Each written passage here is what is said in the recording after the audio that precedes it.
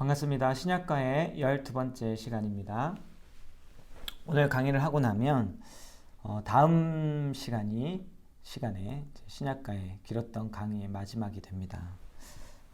지금 굉장히 긴 시간이었는데 끝까지 잘 참여해 주셔서 감사드리고 이제 마지막 오늘 강의 포함해서 2번 남은 이 강의도 끝까지 열심히 들어주셨으면 감사하겠습니다. 오늘은 조금 많은 성경을 살펴봐야 됩니다. 베드로 전후서 2권이고 요한 1, 2, 3서 총 5권의 성경을 볼 것인데 5권이니까 사실 이걸 세세하게 살피는 것은 어려운 일이겠죠. 그래서 핵심 주제가 무엇인가, 어떤 주제를 기억하면서 이것들을 읽어 나가야 하는가, 그것에 대해서 좀 집중해서 강의를 해보도록 하겠습니다. 가장 먼저 베드로 전서 살펴보겠습니다. 베드로 전서는 담임 목사님께서 올해 주일 저녁에 계속 강의를 하시던 본문이고, 이제 얼마 전부터 주일 오전으로 이렇게 강의를 옮겨 오신 본문입니다. 물론 지금 녹화 기준으로 그 대강절이라서 다른 본문을 하시지만 이게 이제 성탄이 끝나고 나면 아마도 베드로 전서를 다시 하실 것입니다.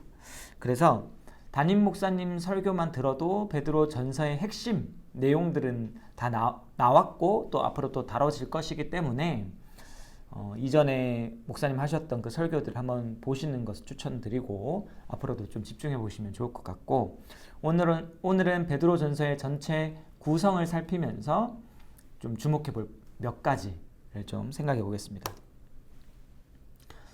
이 세상을 살아가는 대부분의 사람들에게는요, 거의 모든 사람이라 할 수 있는데 고난이라는 시간, 상황이 찾아옵니다. 이것은 예수님을 믿는 사람도 마찬가지죠. 예수님을 믿는 사람도 고난을 마주합니다. 어떻게 보면 이 고난이라는 바다를 마주하는 것이죠. 성도들이 고난을 맞이하는 그런 이유는 뭘까요? 몇 가지가 있을 텐데, 첫 번째는 성도가 악을 행했기 때문에, 그래서 하나님께서 이 성도들을 다시 의의 길로, 복음의 길로 인도하시려고 그리고 악에서 돌이키게 하기 위해서 고난을 주실 때가 있습니다. 악한 일의 결과 그 자체로서 고난을 마주하는 경우도 있고, 또 이 악한 일을 계속해서 머무르지 않게 하기 위해서, 악한 일을 멈추게 하기 위해서 고난을 허락하실 때도 있는 것이죠. 그러나 또 다른 이유 때문에 생기는 고난도 있습니다. 그게 뭐냐면 믿음 때문에 생기는 고난이에요. 믿음 때문에. 하나님의 말씀에 순종했기 때문에 생기는 고난, 이런 것이 있죠. 베드로 전서가 주목하고 있는 고난은요, 바로 이 믿음 때문에 생긴 고난입니다. 믿음을 가진 성도들이 하나님 앞에서 하나님을 위해서 살아왔는데 그래서 받는 고난, 그 주제를 두고 이 베드로 전서가 펼쳐지는 것이죠. 성도가 믿음의 길을 갈 때 고난이라는 바다가 펼쳐지는 겁니다. 이때 이 고난이라는 바다를 건너가는 성도는 어떻게 해야 되는가? 어떤 방식으로 살아가야 하는가? 그것을 다룬 성경이 베드로 전서입니다. 이 세상에는요, 다양한 종류의 미움이 있습니다. 미움. 그런데 인류에게 공통적으로 드러나는 미움이 있어요. 그게 뭐냐면 차별이라는 이름의 미움입니다. 그러니까 다수와 다르기 때문에 그 다른 한 사람을 향해서, 다른 사람들을 향해서 쏟아내는 미움이 있는 것이죠. 대표적인 것이 인종차별이죠.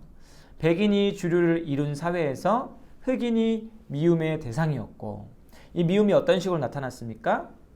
차별, 학대, 억압, 이런 방식으로 나타났죠. 요즘은 이제 서구 사회에서 아시아인을 향해서 이런 미움, 학대, 차별이 좀 발생하고 있지 않습니까? 차별을 받아왔던 흑인들이 어떻게 하나요? 아시아인들을 무시하고 억압하고 폭력을 행합니다. 다르다는 이유 때문이죠. 우리나라도 똑같죠. 우리나라에 이주 노동자들이 있습니다. 해외에서 주로 동남아시아 쪽에서 오신 분들이 많이 있는데, 그분들을 향해서 우리들이 어떻게 대합니까? 뭐 우리를 포함시키지 않을 수도 있겠지만 한국 사회의 많은 대다수의 사람들이 그들을 무시하고 깔보고 또 때로는 괴롭히는 일도 발생을 하는 것이죠. 인종의 차이, 다름, 그 차이에서 오는 미움인 것입니다. 또 다른 예도 있죠. 이거는 이제 인종의 차이고 장애를 가진 사람을 향한 그런 차별, 미움도 있지 않습니까? 특별히 연령대가 어릴수록 이런 차별, 괴롭힘, 미움이 많이 나타나는데 개인적으로 저도 그런 경험이 있습니다. 그러니까 정말 반성하고 있는데 초등학교 때 저희 반에 장애를 가진 친구가 있었어요. 제 기억이 맞으면 아마도 저보다 나이가 많았을 건데 그 같은 학년을 다닐 수가 없어서 몇 년 이렇게 유급하다 보니까 저희랑 같이 다닌 그런 친구였는데 지적 장애가 있었습니다. 근데 평소에는 그래도 큰 문제가 없이 지냈어요. 그냥 평소에는 장난도 치고 친구처럼 지내다가 무언가 같이 해야 되는 그런 일들이 있지 않습니까? 조별로 해야 되는 활동이 있으면 서로 안 하려고 하는 거죠. 저 또한 마찬가지로 나도 안 해. 이런 식으로 했었습니다. 정말 이렇게 차별을 한 거죠. 정말 반성하고 있는 일인데 이런 일만 있었던 게 아니고 제 아래 학년에 밑에 학년에 다운 증후군을 가진 여학생이 있었어요. 개인적인 친분은 없었습니다. 밑에 학년이니까 개인적인 친분은 없었지만 멀리서 친구들과 함께 그 친구를 그 장애를 가진 친구를 바라보면서 조롱하고 비웃었던 그런 일들이 있었습니다. 정말 잘못된 일이죠. 정말 지금도 계속 그 친구를 생각하면 정말 미안한 마음이 많고 반성하고 있습니다. 아무튼 많은 경우에 사람들은요 자신과 다른 존재를 미워합니다. 특별히 다수의 사람들과 다른 존재가 있으면 자연스럽게 미워하는 마음이 드는 거예요. 근데 제가 왜 베드로 전서를 설명하면서 갑자기 이런 얘기를 할까요? 베드로 전서라는 이 편지를 받는 성도들이 그런 미움을 받고 있었기 때문입니다. 베드로전서 편지를 받는 성도들은요 대부분 이방인 출신이었습니다.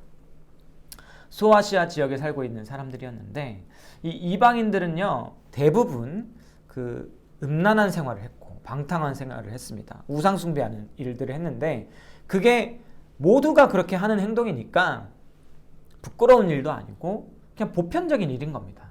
모두 다 음란하고 모두 다 우상 숭배하니까 이게 전혀 그냥 문제되는 게 아니고 평범한 일상인 것이죠. 그런데 이런 삶을 살던 사람들이 예수님을 믿고 복음을 알게 되니까 이 삶을 청산한 거죠. 우상 숭배를 멈추고 음욕을 멈추고 이제 거룩한 삶, 하나님 아버지의 말씀을 따라 사는 삶, 하나님을 닮아서 거룩해지는 삶을 살기 시작한 겁니다. 그러니까 어떻게 되는 거죠? 세상 사람들과 차이가 생긴 겁니다. 구별되는 모습이 생긴 거죠. 다른 삶이 시작된 겁니다.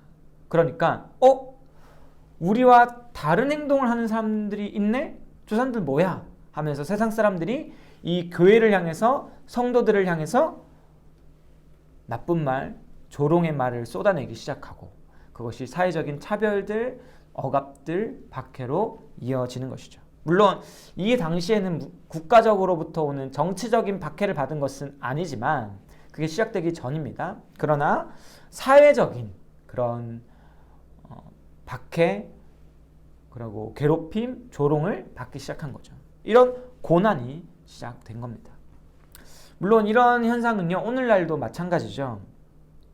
대학생의 경우에 이번에 코로나 사태 때 어떤 식으로 시험을 쳤냐면 많은 학교들이 오픈북을 쳤어요. 오픈북. 책을 펴놓고 찾아서 쓰는 건데 이거를 이제 혼자 하면 공부를 안 하면 그 어디에 그런 답이 있는지 몰라요. 그러니까 어떻게 애들이 시험을 치냐면 카톡방을 하나 만듭니다. 그래가지고 그 서로 이제 조금씩 공부를 하는 거예요. 그래서 이 문제에 대한 답이 어디에 있는지를 공유를 하는 거예요. 카톡방을 통해서. 불법이죠. 컨닝이죠. 이거 컨닝입니다. 집단 컨닝인데 그냥 다 그렇게 하는 거예요. 자, 이런 상황 속에서 야, 이거 잘못한 거야. 내가 교수님께 말하겠어 라고 얘기하면 어떻게 됩니까? 너 뭔데? 네가 뭔데? 박해 시작이죠. 왕따 당하는 겁니다. 분명히 잘못을 저지르고 있고 복음에 따라서 저 행동을 그냥 보고 있을 수가 없어요. 이러면 안 되라고 말해야 돼요. 근데 말하는 그 순간 과생활은 끝나는 겁니다. 대학생활 곤란해지는 것이죠. 또 다른 것도 있죠. 제가 예전에 회사에서 일을 할 때 회식 자리가 있지 않습니까? 그러면은 팀장님 주시는 그 술 제가 안 마셨어요. 안 마시니까 나중에 팀장님이 술이 취하고 나서 저한테 막 뭐라 하시는 거죠. 야, 너 때문에 팀 분위기 다 망친다. 우리 좋아질 수 있는데 너 하나 때문에 팀 분위기 안 좋아진다. 네, 그런 얘기도 듣고 또 우리 성도님들 다 경험하셨을 건데 요즘은 제사하는 데가 잘 없지만 예전엔 제사 많이 했잖아요. 그럼 어떻게 됩니까? 제사를 안 들으시면 저희 어머니 때는 그랬는데 엄청 구박을 받지 않습니까? 세상은요 자신들과 다르게 살아가는 존재를요 미워해요. 그래서 그리스도인은 미움을 받습니다. 세상과 다르게 사니까 박해받고 고난이 찾아오는 것이죠. 자, 이런 상황이 계속 이어지면 성도들 마음속에 자연스럽게 어떤 마음이 생겨나겠습니까? 예전으로 돌아가고 싶은 마음이 생기는 거죠. 당연한 겁니다. 사람 마음은요, 원래 본성대로 돌아가고 싶습니다. 사람 마음은 원래 옛 생활 자체를 즐거워하고 편하게 생각합니다. 그래서 성도의 삶을 사는 것 그 자체가 본성을 거스르며 살아가는 거예요. 자, 본성을 거스르며 사는 것이 쉽지가 않죠. 그래서 힘겹게 본성을 거스르며 살아가고 있는데 고난까지 주어지는 거예요. 그러면 어떤 생각이 듭니까? 그냥 다 내려놓고 싶다. 그냥 편하게 살고 싶다. 이런 생각 자연스럽게 들지 않겠습니까? 그래서 이런 마음들이 찾아오는 성도들을 향해서 그건 아니다. 돌아가면 안 된다. 우리가 살아야 할 삶은 이것이다 라고 알려주는 성경이 뭐다? 베드로 전서인 것입니다. 그래서 이 베드로 전서의 핵심은요, 이거예요. 너희가 믿음 때문에 고난을 받는데 고난 가운데도 소망이 있으니까 그 소망을 품고 인내하면서 이 세상이 알 수가 없는, 이 세상은 행할 수가 없는 선한 행실로 오히려 모범을 보여야 된다. 이것을 가르쳐주는 성경이 베드로 전서입니다. 예수님께서 산상수훈에서 팔복의 말씀을 가르쳐 주셨죠. 그러면서 팔복 끝에 이런 말씀을 주십니다. 너희가 나 때문에 박해를 받는다면 오히려 기뻐해라. 이런 말씀을 주시는 거예요. 너희에게 상이 크다는 증거가 나타나고 있는 것이기 때문에 오히려 박해받을 땐 기뻐해라. 이런 말씀을 주셨어요. 그러면서 너희 전에 하나님의 선지자들도 다 그런 박해를 받았다. 그렇게 예수님께서 말씀하셨습니다. 이 마태복음 5장 11절에서 12절의 말씀을 길게 자세하게 설명해 놓은 성경이 바로 베드로 전서인 거죠. 이런 내용을 길게 풀어낸 게 베드로 전서라는 겁니다. 가장 먼저 베드로는요, 신자가 누군지를 설명을 하는데 이게 1장 2절에서 2장 10절까지 이어집니다. 신자가 누구냐라고 물어봤을 때 베드로는 한 단어로 대답을 합니다. 뭐라고 얘기하냐면 나그네다. 나그네. 앞서 세상이 성도를 미워하는 이유가 뭐라고 했습니까? 세상과 다르니까, 구별되니까 미워한다. 이렇게 말씀을 드렸죠. 그러면 우리가 왜 세상과 다릅니까? 우리의 고향이 다르기 때문이에요. 우리의 본향이 이 세상이 아니기 때문이에요. 우리의 본향이 어디 있습니까? 하늘에 있죠. 우리는요, 천국 시민이에요. 그래서 세상과 다른 거예요. 그래서 우리는요, 나그네라고 부를 수 있고 오늘날로 치면 이런 말로 부를 수 있어요. 이주 노동자다. 우리는 이주 노동자다. 왜냐하면 이 땅에서 일을 하면서 살아가기 때문에. 무슨 일입니까? 하나님 나라를 위한 일, 하나님의 의를 위한 일을 하며 이 땅에서 나그네로 살아가는 사람들이기 때문에 이 땅 주민이 아닌데 이 땅에서 하나님 나라 일을 위하며 살아가기 때문에 우리는 하늘나라에서 온 이주 노동자다. 하늘나라에서 이 땅으로 온 이주 노동자다. 그렇게 정의를 할 수 있을 것 같습니다. 우리는요, 이주 노동자를 굉장히 깔보죠.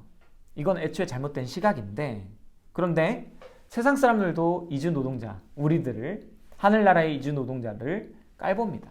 그러나 하늘나라의 이주 노동자, 우리들은요 굉장히 영광스러운 사람들이에요. 왜 그렇습니까?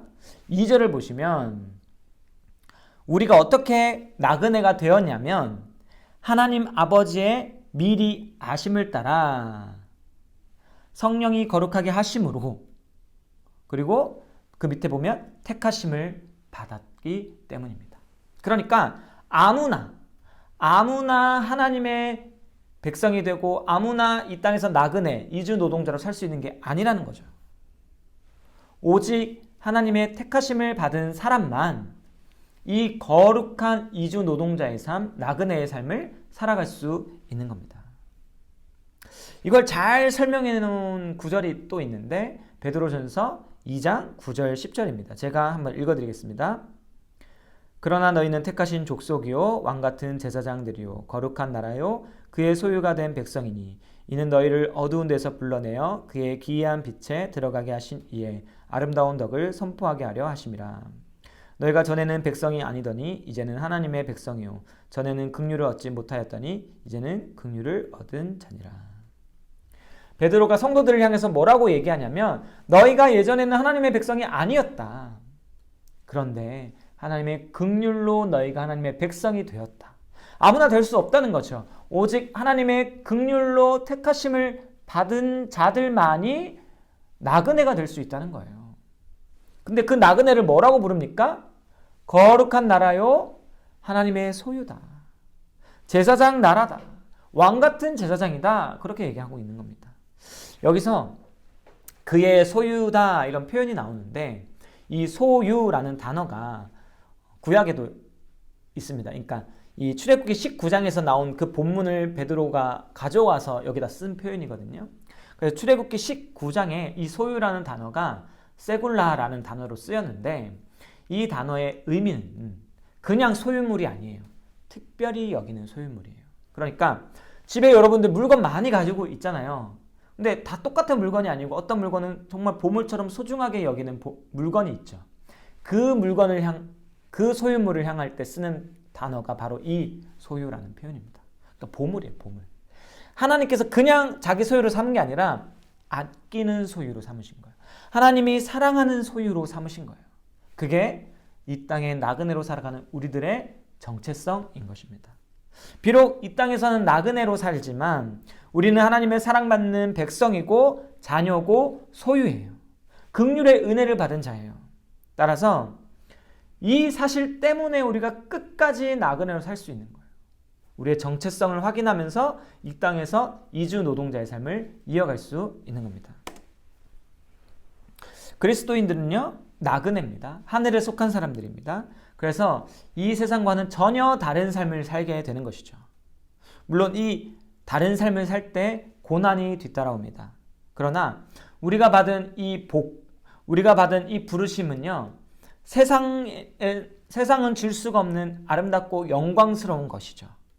이것이 2장 10절까지 우리가 방금까지 살펴본 내용인데, 그렇다면 이 영광스러운 부르심을 받아서 나그네로 살아가는 우리들은 이 땅에서 어떻게 살아가야 되는가? 그게 이제 뒤에 나옵니다. 어떻게 살아야 되냐면 거룩하고 선한 삶을 보여주어야 되는 거예요.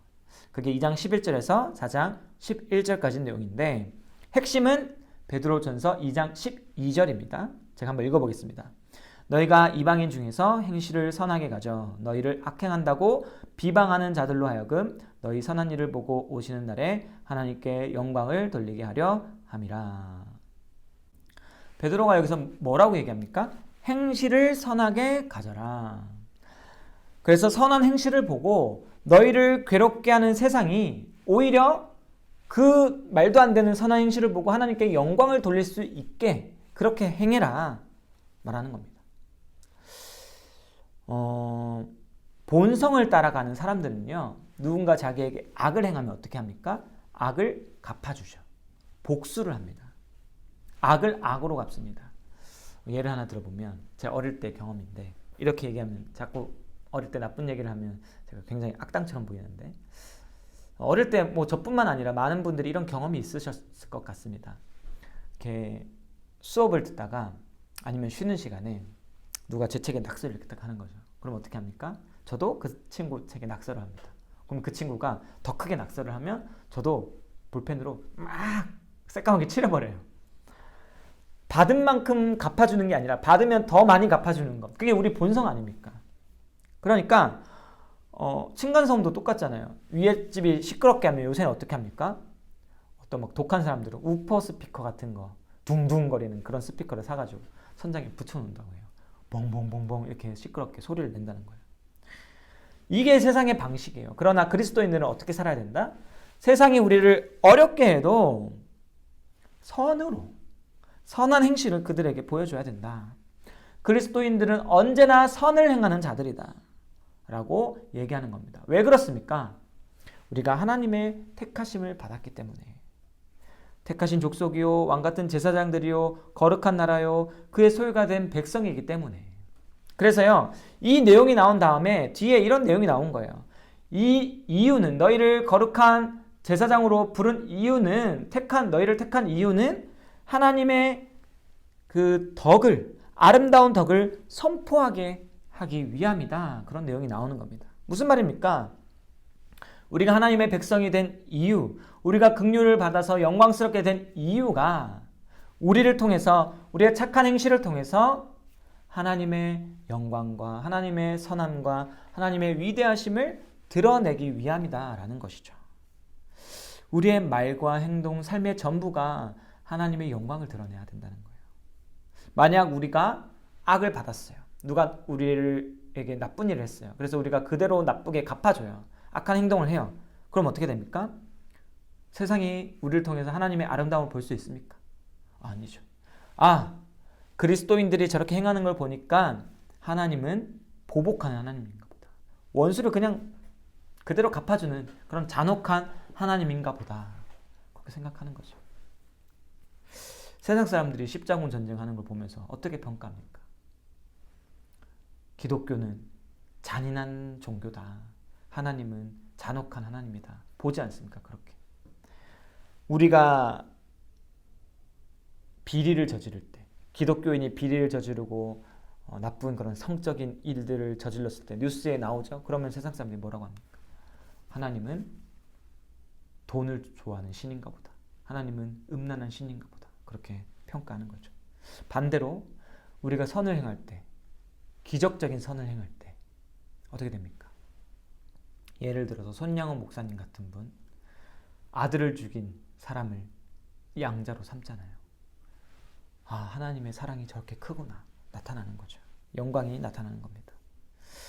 우리는 이주 노동자라고 말씀을 드렸습니다. 우리는 어떤 일을 해야 됩니까? 선한 일을 하는 거예요. 이 땅에서 우리가 할 일이 있어요. 선한 일, 하나님의 영광을 드러내는 일, 복음을 따라 사는 일, 십계명을 따라 사는 일, 그 일을 하는 거예요. 하나님 사랑, 이웃 사랑을 행해 가는 겁니다. 그때 하나님의 영광이 우리를 통해서 드러나는 거예요. 나타나는 거예요. 이 일을 갑자기 큰 일을 할 수가 없죠. 갑자기 손영원 목사님처럼 대단한 일을 할 수는 없을 겁니다. 작은 일부터 말씀에 순종하는 거예요. 이 십계명을 우리가 배웠잖아요. 얼마 전까지. 그리고 대교리 문답, 웨스트민스터 대교리 문답을 보면 이 십계명을 어떻게 지켜야 되는지 너무 디테일하게 잘 나옵니다. 그것들을 계속 묵상해야 돼요. 진짜 떨어지지 않도록 우리 삶에 배도록 완전히 그냥 딱 달라붙도록 우리가 계속 그 십계명 말씀을 묵상해야 돼요. 그러면서 하나하나 가정에서 또 우리가 살아가는 일터에서 현장에서 이웃들과의 관계에서 그 말씀을 실행하면요 세상 사람들이 보는 거예요. 제가 군 생활할 때 제가 욕을 안 했어요. 그러니까 다 알아요. 그래서 그 형은, 전 군대 좀 늦게 갔거든요. 형은, 그리고 뭐 제가 상병일 때 상병님은 욕을 안 합니다. 이걸 다 알아요. 자기들 말해요. 그러면서 나중에 힘든 일 있고 어려운 일 있을 때 형이 다니는 교회 나도 가보고 싶다 하는 친구들이 몇 명 있었습니다. 다르게 살면, 선한 행실을 보이면 알아요. 그게 우리 성도들이 살아가야 할 그 삶인 것이죠. 우리가 진실로 이 삶을 바라보면서 살아갔으면 좋겠습니다. 그리고 베드로의 마지막 전서, 베드로 전서의 마지막 권면은 이겁니다. 고난 속에서 기뻐하고 즐거워하라. 근데 사실 이 권면 말도 안 되는 권면입니다. 너무 어려운 권면이죠. 일반적으로 고통 속에서 기뻐할 수가 없습니다. 보통 사람이라면 고통이 있으면 기뻐할 수가 없고 그냥 슬퍼하고 힘들어하는 게 당연한 것이죠. 그런데 가끔 보면 고통에서도 즐거워하는 사람들이 있긴 있습니다. 어떤 사람들이냐면 헬스하는 사람들이 그래요. 저는 헬스를 안 해봤는데 헬스하는 사람들이 그 고통을 기뻐한다고 해요. 왜냐하면 이 고통이 나에게 근육을 만들어줄 걸 알기 때문에, 이 고통을 통해서 내가 더 강해진다는 걸 알고 있기 때문에 고통 속에서 오히려 희열을 느낀대요. 12절을 보십시오. 불시험이 오는데 이 일을 이상히 여기지 말아라. 그러면서 이 시험이 뭐다? 연단이다. 너희를 연단하는 거다 라고 말하고 있습니다. 이 시험, 이 고난이요, 우리를 강하게 하는 거예요. 그렇기 때문에 우리가 오히려 기뻐하고 즐거워해야 하는 것입니다. 정확한 예는 아닌데 이해하는데 도움을 주기 위해서 제가 하나의 예를 들어볼게요. 드라마에 종종 나오고 저도 뭐 이런 경험들이 있는데, 내가 누군가를 좋아하는데 내가 좋아하는 그 사람이 나를 좋아한다는 것을 알게 될 때가 있죠. 어떤 때? 그 사람이 질투할 때 그걸 깨닫지 않습니까? 그래서 그 사람이 나의 행동을 보고 질투할 때 그걸 보고 저 사람도 나를 좋아하네 라고 깨달으면 어떻습니까? 엄청 기뻐해요. 질투라는 그 감정은요, 부정적인 감정이잖아요. 질투를 받는 것, 질투심을 우리가 보게 되면, 관계 속에서 질투한다는 걸 느끼게 되면 굉장히 어려워지지 않습니까? 특별히 이성관계에서. 그런데 질투라는 그 부정적 감정이 오히려 나에게 기쁨을 주게 되는 거예요. 부정적인 일이 기쁨을 일으킬 수도 있는 겁니다. 그리스도인들이 살아갈 때 고난을 받아요. 이건 나쁜 일이죠. 그렇죠? 어려운 일이죠. 그런데 이 어려운 일이 오히려 무언가를 보여준다는 거예요. 뭘? 내가 그리스도께 연합된 존재구나. 그리스도 안에 있으면 그리스도가 고난 받으셨던 것처럼 나도 고난 받을 수밖에 없잖아요. 그리스도를 믿으면 내가 그리스도와 하나가 되었기 때문에 그리스도가 받은 그 고난을 우리도 받을 수밖에 없잖아요. 그래서 우리가 고난을 받으면 그건 무엇을 보여주는 겁니까? 아, 내가 진짜 그리스도 안에 속해 있구나. 아, 내가 그리스도와 함께 있구나. 나는 진짜 그리스도의 사람이구나. 내 안에 성령이 있구나 라는 걸 보여주는 보증 수표인 것이죠. 내가 그리스도 안에 있으면 나에게 주어질 그 미래도 확실한 겁니다. 뭡니까? 영광. 그리스도 안에 있기 때문에 영광이 주어질 걸 확신하게 되는 거예요. 고난 속에서. 그래서 우리는 고난 중에 기뻐할 수 있는 것이죠. 만약 제가 군 생활을 다시 하라고 하면 제가 할까요? 절대 안 합니다. 전 진짜 절대 안 하고 싶은데, 만약 저에게 10억을 줄 테니까 2년 군 생활 다시 해라. 그러면 저희가 할까요? 안 할까요? 당연히 하죠. 1억 준다 해도 저는 할 것 같아요. 1억, 약간 좀 망설여지긴 하지만 1억 정도면 할 것 같아요. 2천만 원? 안 하죠. 1억 정도면 할 것 같아요. 그런데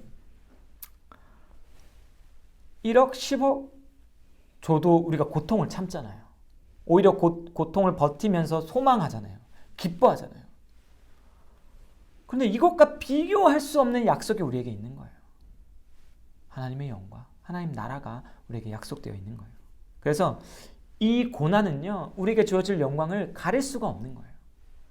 오히려 고난 속에서 내가 영광 받을 게 확실하구나. 내가 믿음대로 살고 있는데 고난을 받잖아요. 그러면 나에게 주어질 영광이 확실하다는 거잖아요. 그러니까 너무 기쁜 거예요. 이 기쁨을 고난 속에서 누릴 수 있는 겁니다. 그리스도를 처음 만났을 때 세상을 다 가진 것과 같은 기쁨을 누렸는데 그 기쁨이 이제 영원히 주어질 거예요. 그렇기 때문에 고난 속에서도 우리가 즐거워할 수 있는 겁니다. 베드로 전서의 이 권면대로 우리가 고난 속에서도 소망을 품고 인내하고 나아가 기뻐하고 즐거워할 수 있었으면 좋겠습니다. 진실로 이게 성도의 삶입니다. 이 삶을 우리가 함께 누릴 수 있었으면 좋겠습니다. 베드로 전서를 마치고 베드로 후서를 살펴보겠습니다. 제가 약간 조금 혼란스러운 사진 하나 가지고 왔습니다.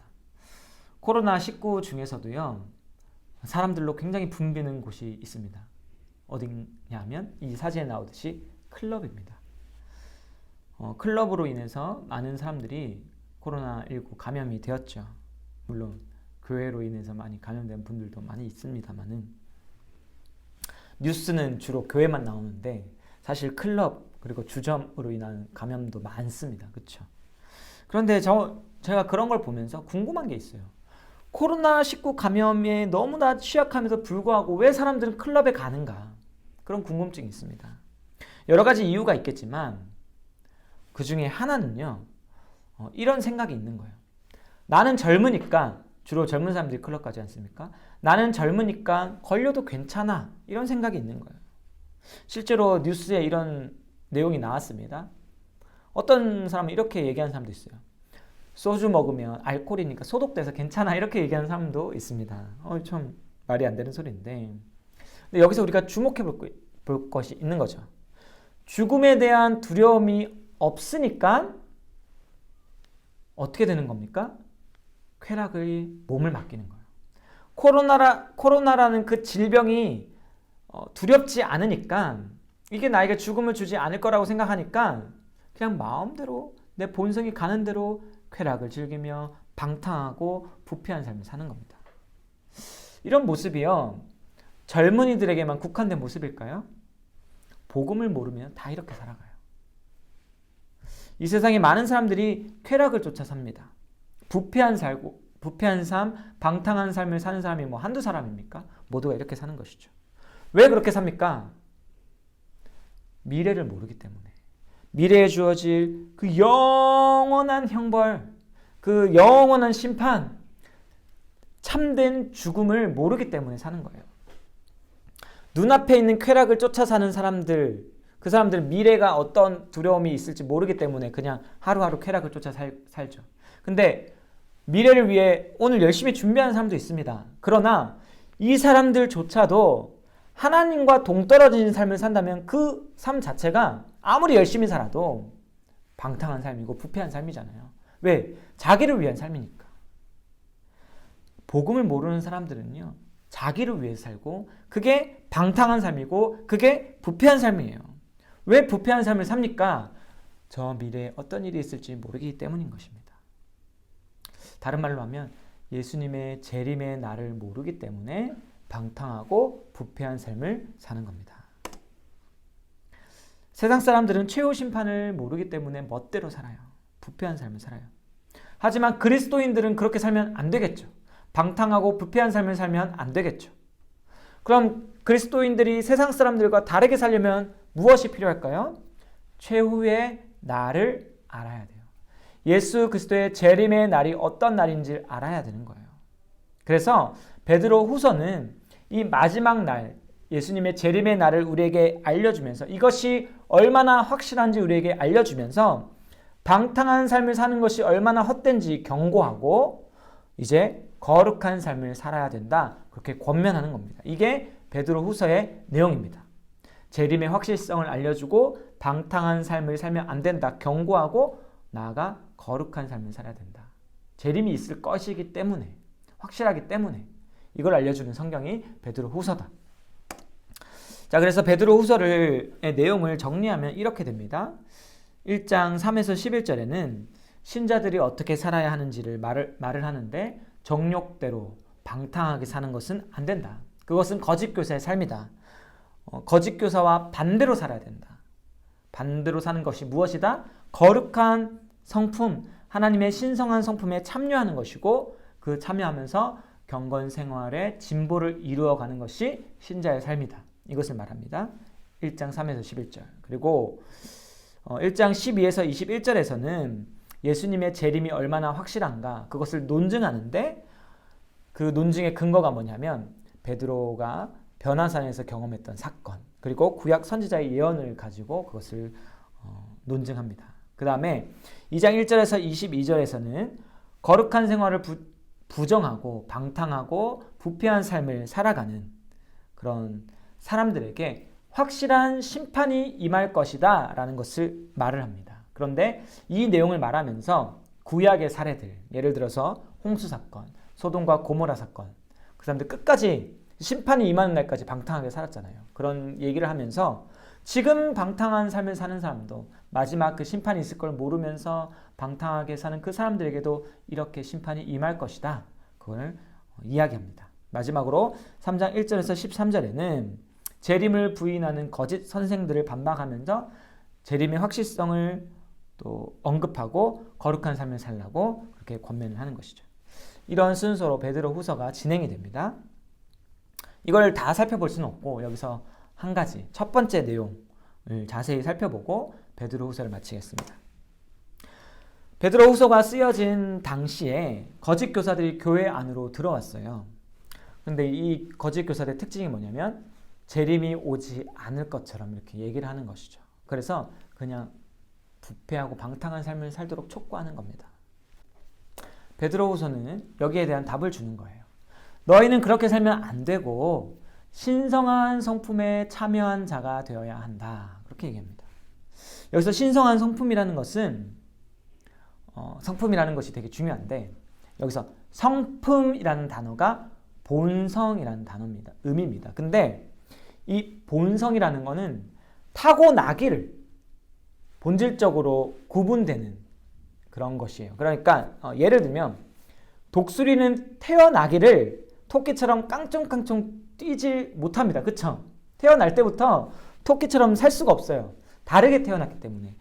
여기서 말하는 성품이라는 이 말은 이 태어날 때부터 다른 것, 이것을 말하는 거예요. 근데 우리는요, 예수님을 믿고 어떻게 됩니까?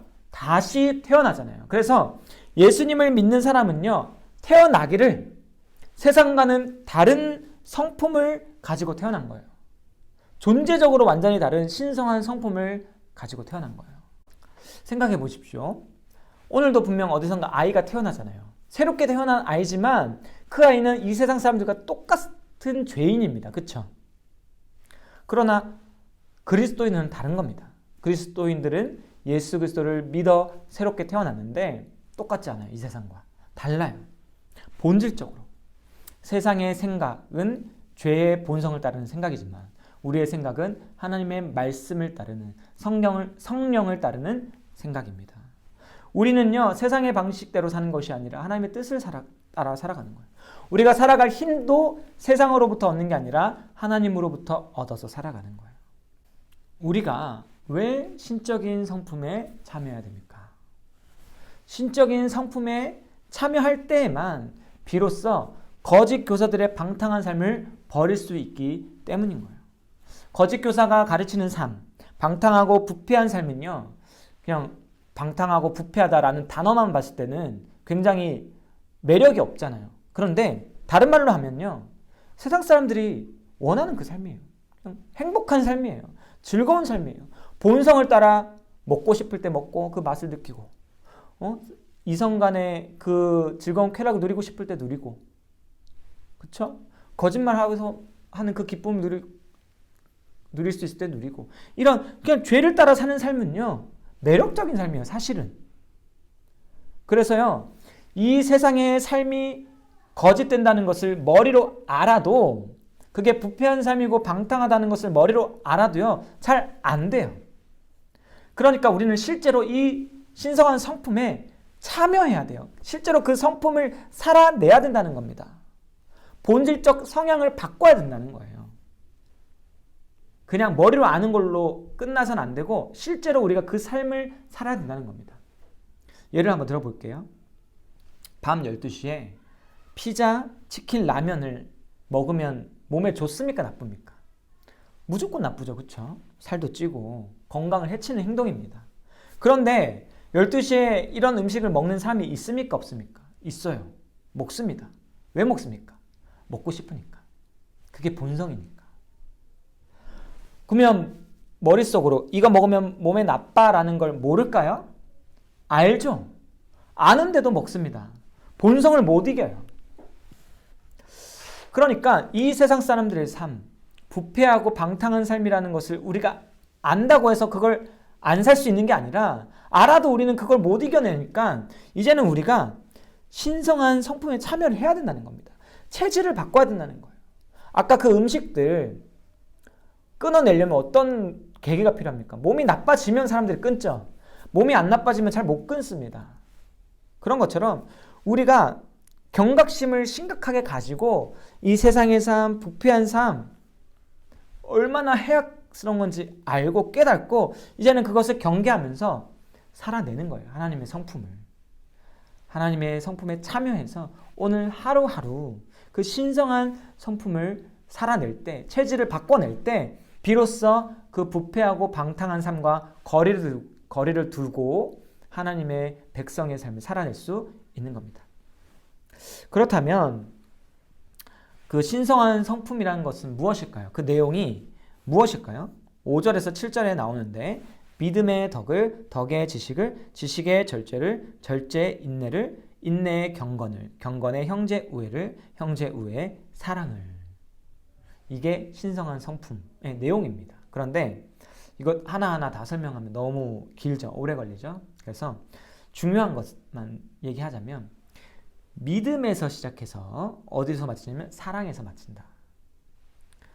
그러니까 믿음으로 시작해서 이렇게 계속 이렇게 자라나는 겁니다. 그래서 사랑으로 마치는 거예요. 사랑이라는 그 온전한 모습으로 나아가는 겁니다. 이렇게 신성한 성품에 참여한다는 것은요, 성도가 믿음으로 시작해서 사랑까지 자라나는 것을 말합니다. 자, 이렇게 우리가 신성한 성품에 날마다 참여해서 우리가 본질적으로 새롭게 태어난 그 성품, 그것을 우리가 열매를 맺어가면 우리의 그 결과가, 우리에게 어떤 결과가 주어질까요? 성도가 신성한 성품에 참여하면 어떻게 되냐면 11절에 보면 그리스도의 영원한 나라에 들어감을 넉넉히 너희에게 주시리라 이렇게 얘기합니다. 자, 이 말씀을 보면 우리가 오해할 수 있는데 어떤 오해냐면 이런 거예요. 야, 우리가 열심히 노력해서 하나님의 성품들을 얻어내면 우리가 하나님 나라에 쉽게 들어갈 수 있나 보다 이렇게 오해할 수 있는데 그건 이제 오해죠. 오해. 10절을 보시면 너희 부르심과 택하심을 굳게 하라 라고 얘기합니다. 그러니까 우리가 신성한 성품에 참여할 수 있는 이유가 뭐냐면 우리가 부르심 받았고 택하심을 얻었기 때문에, 그래서 그리스도 안에서 새롭게 태어났기 때문에, 그래서 그 본성에 참여할 수 있게 된 거죠. 노력을 했기 때문에 구원받아서 하나님 나라 들어가는 게 아니라 하나님께서 우리를 부르셨고 택하셨기 때문에 신성한 성품에 참여하게 되었고 그 일들을 통해서 넉넉히 들어갈 수 있게 되는 겁니다. 여기서 넉넉히 들어갈 수 있게 된다는 것은 우리가 하나님 나라에 들어간다는 것을 확신하게 된다는 거예요.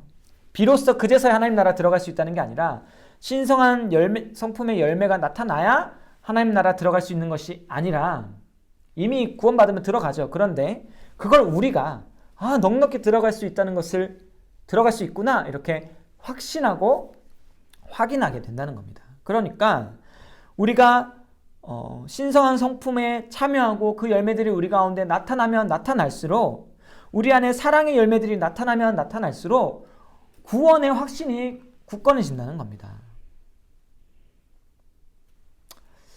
우리가 그렇기 때문에 이 신성한 성품에 참여하는 이 일들을 그저 억지로 행하는 것이 아니고 이것이 우리에게 진실로 유익이 된다는 것을 생각하고 깨달으면서 그렇게 이 신성한 성품에 참여하는 우리가 되었으면 좋겠고, 이 일을 위해서 우리가 예배로 모이는 거예요. 예배는 단지 그냥 종교적 행위를 하기 위해서, 어떤 종교적 행위를 통해서 무언가를 얻기 위해서 예배로 모이는 것이 아니라 예배가 우리를 이 신성한 성품에 참여하게 하고 예배가 우리를 이 신성한 성품을 열매 맺게 하기 때문에, 예배 가운데 우리가 자라나기 때문에 우리가 예배로 모이고, 그래서 우리가 서로 권면하면서 믿음과 덕과 인내와 형제사 우애와 사랑을 열매들을 맺어 가는 겁니다. 진실로 우리가 이런 경건함을 덧입어 갈 수 있는 우리들 되었으면 좋겠습니다. 자, 이제 요한 1서를 살펴보겠습니다. 요한 1서는 길지 않은 성경이죠. 짧은 성경입니다. 그런데 읽어보시면 아시겠지만 쉬운 성경은 아닙니다. 요한 1서가 쉽지 않은 이유가 몇 가지 있는데, 그냥 대놓고 어려운 구절들이 있어서 어렵기도 하고, 또 일정한 흐름이 없어요. 그래서 어려운 부분도 좀 있습니다. 몇 가지 주제가요. 나왔다가 다른 주제 나왔다가 다른 주제 나왔다가 또다시 앞에 나왔던 주제가 나왔다가 이렇게 돌고 돌고 도는 그런 형식이거든요. 이게 참 쉽지가 않기 때문에 이 요한일서를 이해하는 데 도움을 얻어야 됩니다. 그래서 뭐 신약가에도 도움이 되겠지만 진짜 큰 도움이 되는 게 뭐냐면 노이태 목사님의 요한일서 강해입니다. 지금 이 녹화일 기준으로 노이태 목사님 강해 거의 끝나갑니다. 그래서 노이태 목사님 요한일서 강해를 좀 들어보시면 좋을 것 같아요. 개인적으로 정말 탁월하신 목사님이에요. 저보다 나이는 어린데 저 진짜 비교가 안 됩니다. 이거 진짜 진심인데 아무튼 우리 노이태 목사님 요한일서 꼭 다시 한번 들어보시면 좋겠습니다.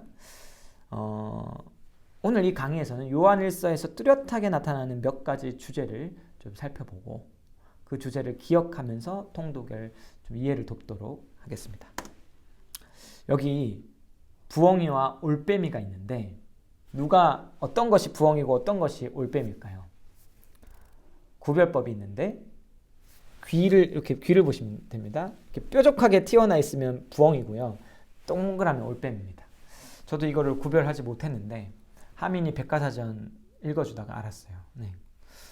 갑자기 제가 부엉이와 올빼미 구별법을 알려드릴까요? 구별법을 모르면 혼동한다는 걸 알려주고 싶기 때문입니다. 사실 근데 이 부엉이와 올빼미 구분법을 몰라도 사실 큰 문제는 없잖아요. 꼭 구별을 해야 될 게 있어요. 뭐냐면 참 성도와 가짜 성도입니다. 교회 안에 성도처럼 보이지만 성도처럼 행동하지만 가짜 성도도 있습니다. 가라지라고도 부를 수 있겠죠. 요한일서는 일종의 참 성도와 가짜 성도를 구분하는 그런 기준을 알려주는 성경이라고 할 수 있겠습니다. 요한일서가 이런 참 성도와 가짜 성도를 말하는 이유는 요한일서를 받는 그 교회 안에 분열이 일어났고 그 분열로 인해서 일단의 무리들이 교회를 나갔기 때문이에요. 그래서 저들은 가짜 성도였다. 믿음에서 떨어진 것이 아니라 구원받았다가 탈락한 것이 아니라 저들은 애초에 가짜 성도였다라는 것을 알려주기 위해서, 그리고 너희가 그런 가짜 성도가 되지 않아야 된다라는 것을 경계하면서 주어지는 겁니다. 요한일서는 참된 신자에게 있어야 할 세 가지 증거를 알려줍니다. 먼저는 참된 신자는 예수님의 성육신과 십자가의 대속적인 죽음에 대한 바른 신앙 고백이 있어야 되고, 이게 이제 참된 신자의 첫 번째 모습이고, 두 번째는 하나님과 예수님 안에 있는 그 참된 사랑의 사귐으로 그 안에 들어와서 형제를 사랑하는 자, 그 사람이 참된 신자고, 또 세 번째로는 상습적으로 죄를 짓지 않고 말씀에 순종하는 그런 의롭고 거룩한 삶을 살아가는 사람, 그 사람이 참된 신자다. 그렇게 요한일서는 참된 신자의 세 가지 모습을 우리에게 얘기합니다. 그런데 이 세 가지 주제가 산발적으로 나오는 거죠. 1, 2, 3, 4, 5장에 두루두루 걸쳐서 나왔다가 들어갔다 나왔다 들어갔다 이렇게 합니다. 그래서 이 요한일서를 읽어 나갈 때 했던 말 왜 또 하지? 이렇게 생각하지 마시고 이런 주제들이 있다. 그래서 지나가면서 계속 반복된다라는 거 생각하시고 읽어 나가시면 됩니다. 자, 이 세 가지를 다 얘기하면 좋겠지만 시간 관계상 서로 사랑함이라는 주제만 좀 생각해 보도록 하겠습니다. 이게 요한일서에서 굉장히 중요한 주제거든요. 제가 한 3년 전쯤인 것 같아요. 3년 더 됐을 수도 있고 3년 전쯤인 것 같은데 제가 정말 인상 깊게 본 드라마가 하나 있습니다. 미스터 션샤인이라는 드라마입니다. 제가 드라마를 좀 좋아합니다. 굉장히 좋아하는데 그 중에서도 제가 정말 숱하게 많은 드라마를 봤는데 그 중에서도 10손가락 안에 꼽는 드라마가 바로 이 미스터 션샤인이라는 드라마입니다. 이 드라마의 명장면이 참 많은데 그 중에서 손에 꼽을 명장면 중 하나가 이 화면입니다. 뭐냐면은 이 여자 주인공이 러브가 무엇이요? 이렇게 물어보는 장면이에요. 여자 주인공이 영어를 잘 모르거든요. 영어를 잘 모르는데 어디서 이제 러브가 굉장히 좋은 거라는 말을 들었어요. 그래서 외국에서 온 한 남자에게 약간 관계를 맺어가는 남자에게 물어보는 거예요. 러브가 무엇이요? 이렇게 물어보는 거예요. 러브가 이제 좋다고 들었는데 나랑 같이 하자고 이렇게 물어보는 거예요. 러브가 뭡니까? 사랑이니까 남자는 당황하죠. 아무튼 이게 이제 드라마에서 굉장히 참 재밌고 멋진 그런 장면인데 제가 이 드라마를 홍보하려고 이걸 얘기하는 것은 아니고 이 질문을 우리에게 던져보고 싶은 거예요. 러브가 무엇인가? 사랑이 무엇인가? 이 질문에 대한 답변이 사람마다 각각 다릅니다. 그렇죠? 어떤 사람은 부모가 자녀를 사랑하는 것처럼 희생하는 것, 그게 사랑이다. 이렇게 대답을 하고 어떤 사람은 남녀가 막 그 뜨겁게 사랑하는 모습, 육체를 막 나누어 가면서 사랑하는 그 뜨거움, 그게 육체적 사랑, 그게 사랑이다 라고 얘기를 하고 어떤 사람은 친구들 간의 그 깨지지 않는 그 신실함, 그게 사랑이다. 정말 신실하고 변하지 않는 그것, 그게 사랑이다. 이렇게 대답을 합니다. 방금 이야기한 사랑에 대한 정의는 아주 보편적으로 교과서에 나오는 그런 정의고 최근에는 사랑을 이런 식으로 이해하는 사람도 있습니다. 그 사람 그대로 있는 그대로 지켜주고 인정해주고 이해하는 것, 그게 사랑이다. 이렇게 정의를 내리죠. 이게 굉장히 중요한 개념입니다. 오늘날 우리가 알아야 된다는 게 아니라 오늘날 이게 이제 강조된다는 겁니다. 그리고 또 이것과 함께 이해해 줘야 된다는 것과 함께 사랑은 개인적인 것이다. 각자 다 사랑은 다르다. 이런 개념도 있어요. 그래서 이해해 줘야 된다, 존중해 줘야 된다는 개념이 서로 보완하는 겁니다. 개인적인 것이니까 존중해 줘야 된다, 이해해 줘야 된다라는 개념이 발달하는 것이죠. 자, 이것의 결과가 뭡니까? 동성애 같은 거 아닙니까? 그러니까 오늘날 사랑은요, 철저히 자기 중심적인 거예요. 그래서 사랑의 정의가 각자 다른 겁니다. 사람마다 다른 것이죠. 그렇다면 이러한 사랑의 정의가 옳을까요? 아니죠. 인류는 수없이 사랑에 대한 정의를 내려가고 있고 오늘날 이제는 각자 다 다른 것이다 라는 데까지 이르렀는데 사랑은 보편적으로 정의할 수 없다, 각자 다른 것이다 라고 이런 현상에까지 이르렀는데 이것만 봐도 인류가 사랑에 대한 정의를 제대로 내릴 수 없다는 게 드러나는 것이죠. 인류가 왜 사랑에 대한 정의를 제대로 내릴 수 없을까요? 죄로 인해서 사랑이 왜곡되었기 때문이죠. 동성애는 정말로 그릇된, 왜곡된 사랑의 대표적인 것 아닙니까? 근데 동성애만 왜곡된 사랑입니까? 이런 것도 있죠. 어떤 남자가 여자친구를 막 괴롭게 해요. 매일 감시하고 막 사사건건 막 억압하고 때로는 감금도 하고 때로는 폭력도 행해요. 왜 그러니까 물어보면 남자가 이렇게 대답하는 거예요. 사랑해서. 어떤 부모가 자녀를 쉬지 않고 학원을 보내고 공부를 시킵니다. 자녀가 너무 힘들어하는데 계속 그렇게 해요. 왜요? 사랑해서. 이게 사랑입니까? 사람들은요, 사랑을 제대로 알지도 못하고 제대로 실천할 수도 없는 겁니다. 그렇다면 성경은, 요한일서는 사랑에 대해서 어떻게 얘기하고 있을까요? 요한일서는 사랑은 하나님께 속한 것이다. 그렇게 얘기합니다. 왜냐하면 하나님은 사랑이시기 때문에. 하나님이야말로 진짜 사랑이고 그렇기 때문에 사랑의 시작이 어디다? 하나님이다.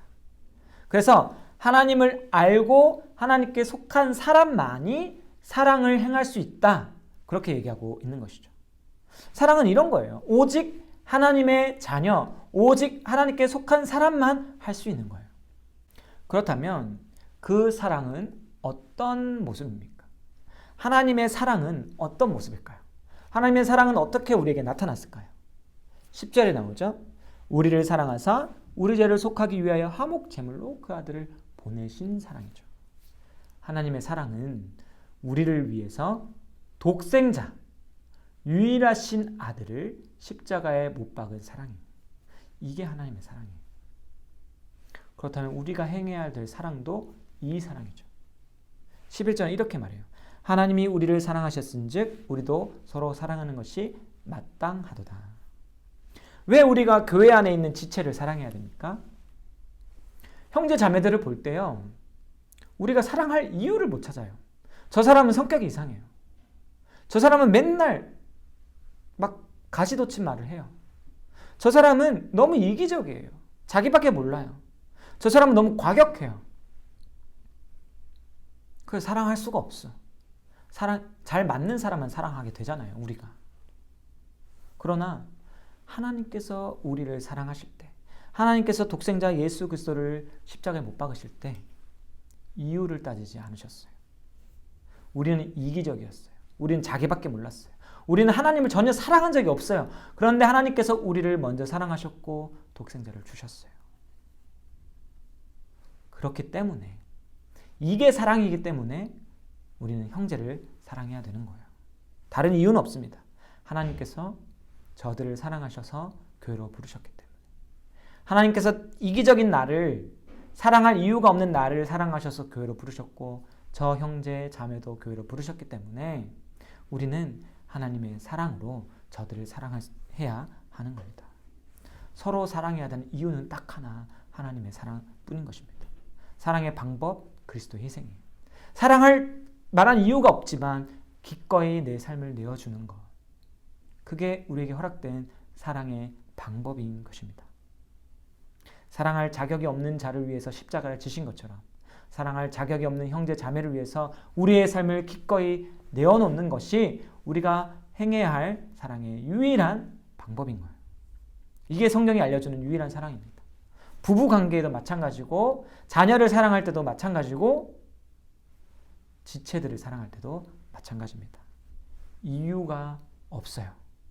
하나님 사랑하셨기 때문에 그저 똑같이 사랑하는 겁니다. 참된 그리스도인이 누굽니까? 요한일서는 세 가지를 얘기했죠. 바른 신앙 고백, 참된 사랑, 그리고 거룩한 생활. 그 중에서 오늘은 참된 사랑을 얘기했습니다. 참된 사랑을 행하는 것이 우리의 삶의 목표입니다. 하나님이 사랑이시기 때문에 우리도 사랑하는 것, 이게 교회의 목표예요.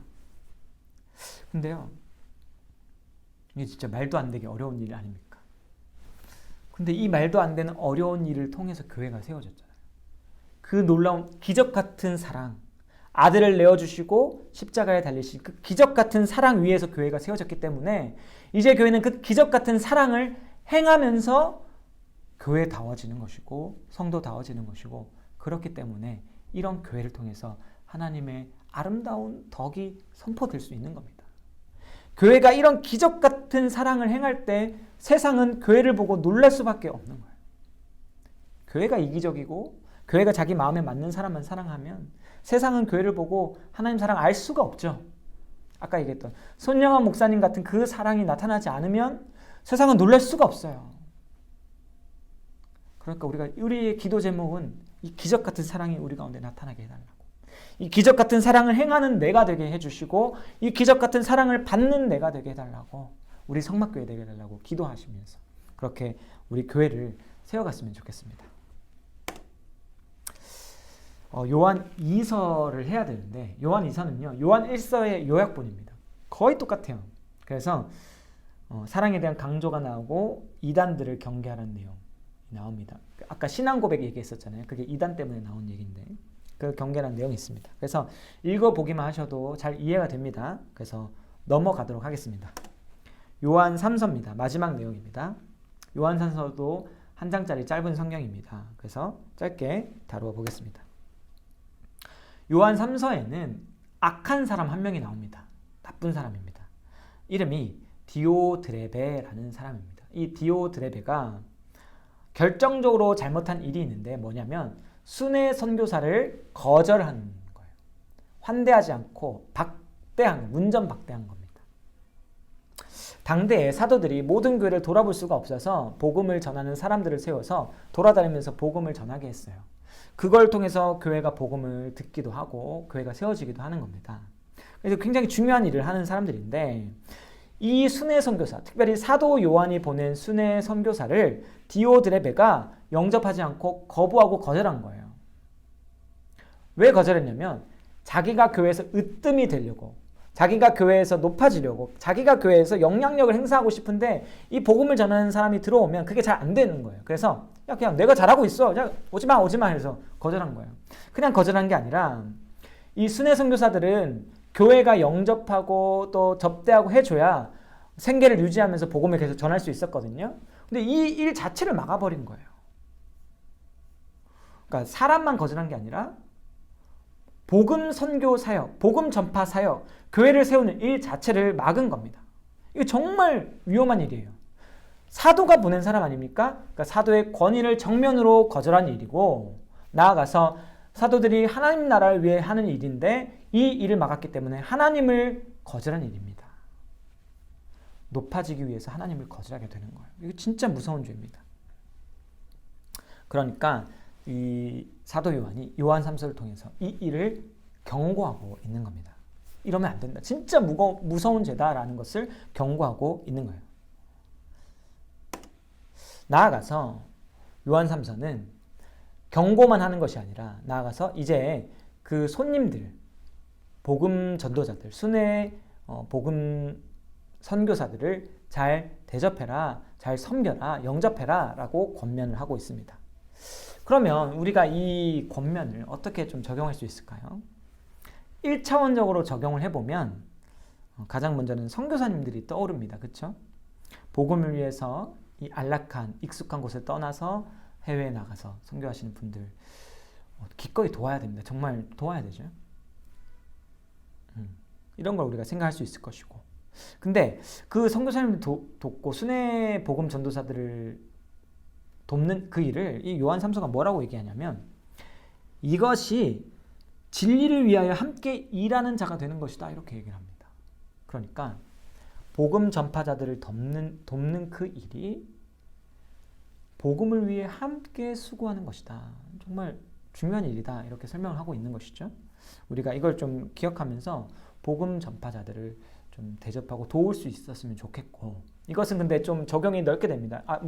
선교사들을 돕는 것은 좀 1차원적인 적용이고, 복음 전파자들이 뭐 또 설교자들도 포함될 것이고 목사도 포함될 것인데, 이 많은 이들이 복음을 온전하게 전하게 하기 위해서는 그들이 어렵지 않도록, 그들이 궁핍해서 다른 그 일에 한눈 팔지 않게 하는 것, 특별히 이제 생계를 유지하기 위해서 일을 하면 복음을 잘 못 전하잖아요.